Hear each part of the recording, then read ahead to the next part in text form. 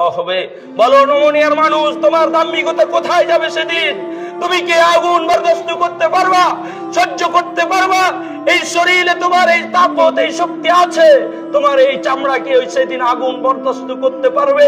যেদিন আগুনের বিছানা দিয়ে দেওয়া হবে, আগুনের বালিশ দিয়ে দেওয়া হবে, যেদিন মানুষ আর থাকতে পারবে না, আগুন চারিদিকে আগুন, আল্লাহ বলবে খুলে দাও জাহান্নামের একটা গেট, আর যতদূর পর্যন্ত আর চোখ যাবে অতদূর পর্যন্ত জাহান্নামের গেট খুলে দেওয়া হবে আগুনের। তো দীপ্ত তাপ চলে আসবে, আর একটি লোহার হাতুড় দিয়ে মারতে থাকবে।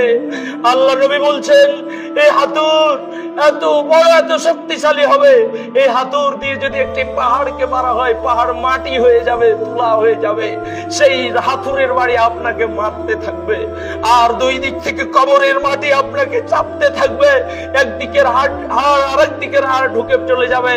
বলেন আপনার এই দাম্ভিকতা, আপনার এই সুদের টাকা, ঘুষের টাকা, আপনার এই জমি দখলের টাকা, আপনার এই হারামের টাকা আপনাকে কিভাবে সেদিন বাঁচাবে? আপনার 4 জন ছেলে আছে, আপনি আরেকজনের উপরে মারপিট লেগে যাচ্ছেন, বলেন আপনাকে কিভাবে বাঁচাবে সেদিন?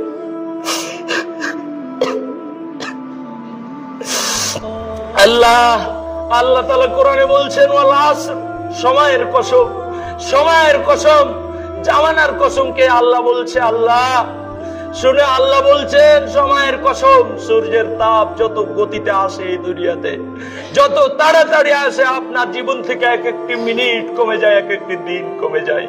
সম্মানিত উপস্থিতি, আপনাকে বুঝাতে চাচ্ছিলাম, আপনি মরণকে বলে স্মরণ করুন। আল্লাহ